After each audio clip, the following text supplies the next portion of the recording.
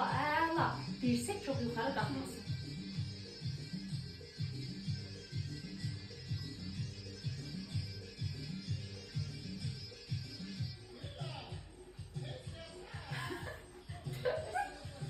Başa düşürsünüz.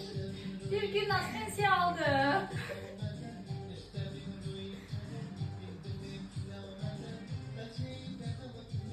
Beçeyi nənə vətəni, beçeyi der. Atasına da dedim, anasına da dedim ki, ne güzeldir, güzeldir. Tolu şəklinə güzeldir.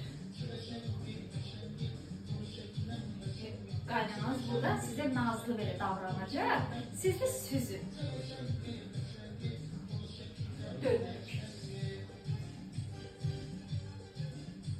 Bəli, əla.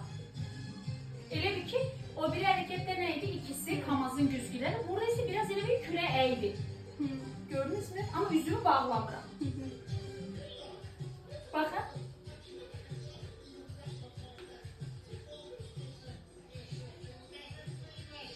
Gördünüz mü?